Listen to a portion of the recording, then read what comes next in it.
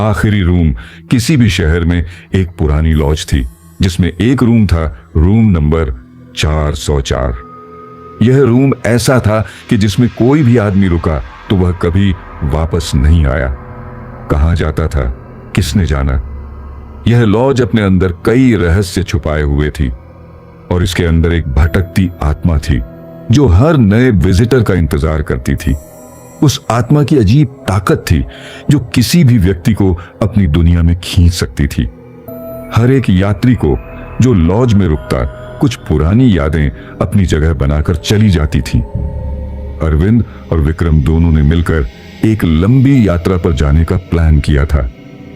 पूरे रास्ते वे हंसी मजाक करते हुए जा रहे थे, लेकिन जैसे ही रात्रि का समय हुआ दोनों को थकावट महसूस होने लगी। उन्होंने एक पुरानी लॉज देखी और तुरंत वहां रुकने का फैसला किया। वे दोनों लॉज में दाखिल हुए और लॉज के मालिक से रूम मांगा। मालिक ने उन्हें चुपके से रूम नंबर 404 दे दिया।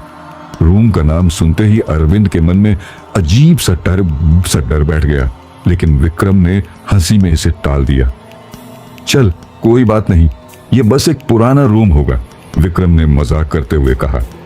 अरविंद को थोड़ी अजीब लग रही थी वह जगह, लेकिन उसने खुद को शांत किया और विक्रम के साथ रूम में दाखिल हो गया। रूम में घुसते ही एक ठंडक सी महसूस हुई, जैसे किसी ने कमरे के अंदर अंधेरे को जमा लिया हो। पुरानी दीवारें, लटकती हुई तस्वीरें और एक मंद सी रोशनी, सब कुछ अजीब सा लग रहा था। विक्रम ने हंसते हुए कहा, यह क्या है यार, डरने की जरूरत नहीं। लेकिन अरविंद का दिल धड़कने लगा था। उसे ऐसा लग रहा था कि इस कमरे में कुछ और भी है, कुछ जो उन्होंने कभी महसूस नहीं किया था। वह अपने आप से कहने लगा, यह बस एक पुराना कमरा है, कोई भूत प्रेत नहीं होते। लेकिन रात्रि के बढ़ने के साथ ही एक अजीब सी शांति फैलने लगी।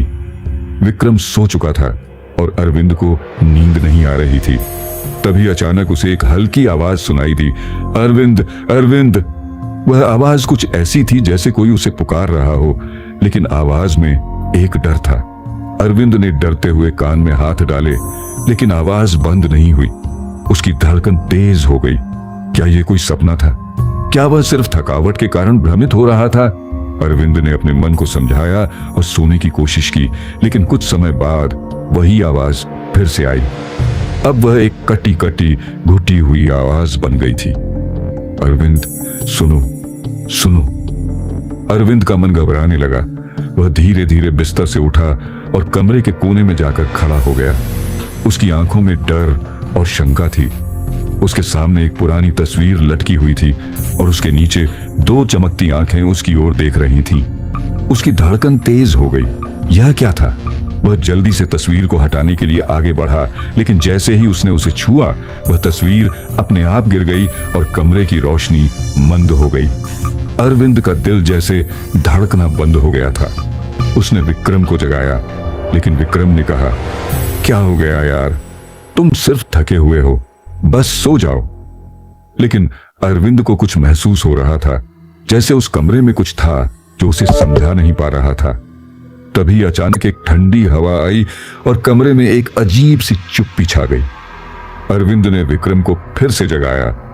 विक्रम, कुछ तो है यहाँ, ये जगह ठीक नहीं है, विक्रम ने हंसते हुए कहा। तुम्हें क्या हो गया है यार, तुम तो ऐसा नहीं करते थे। फिर अचानक वह चीज सामने आ गई जो अरविंद का सबसे बड़ा डर बन गई थी। एक पुरानी आत्मा जिसका चेहरा बुझा हुआ था और आंखें जैसे पूरी दुनिया से थकी हुई थी। वह आत्मा धीरे धीरे अरविंद के पास आई और बोली, तुम नहीं समझ सकते कि तुम किस रूम में आए हो। अरविंद का दिल जैसे बाहर कूदने को था। वह कांपते हुए बोला, किनकी आत्मा हो तुम? आत्मा मुस्कुराई और कहा, मैं वही हूं जो तुम्हें कभी भी वापस नहीं जाने दूंगी। अरविंद का खून जैसे ठंडा पड़ गया। उसकी आंखों में डर था, लेकिन साथ ही एक अजीब सा आकर्षण भी था। तुम मुझे क्यों नहीं जाने देती? अरविंद की आवाज कांप रही थी। आत्मा ने उत्तर दिया, क्योंकि तुम भी अब उसी रास्ते पर हो जिस पर वे लोग थे जो कभी यहां आए थे। अरविंद की आंखों में आंसू थे और उसके मन में एक सवाल उठ रहा था, क्या मैं भी इसी तरह यहां फंसा रह जाऊंगा? अचानक रूम के दरवाजे बंद हो गए और अरविंद के पास एक ही रास्ता था, वह आत्मा से निपटने का। अरविंद ने विक्रम को जोर से पुकारा, विक्रम चलो, हमें यहां से जाना होगा। लेकिन विक्रम उस हालत में था जैसे वह बिल्कुल भूल चुका था कि वह इंसान था। उसके चेहरे पर सिर्फ एक अजीब सी मुस्कान थी। अरविंद घबराया हुआ था, लेकिन वह जानता था कि वह या तो भाग सकता था या फिर वह भी इस आत्मा का हिस्सा बन जाएगा। अचानक रूम का मालिक सामने आया। वह मुस्कुराया और बोला, तुम दोनों अब कभी नहीं जा सकोगे। अरविंद और विक्रम के चेहरे पर घबराहट थी, लेकिन वे कोई रास्ता नहीं देख पा रहे थे। रूम 404 अब उनका हो चुका था।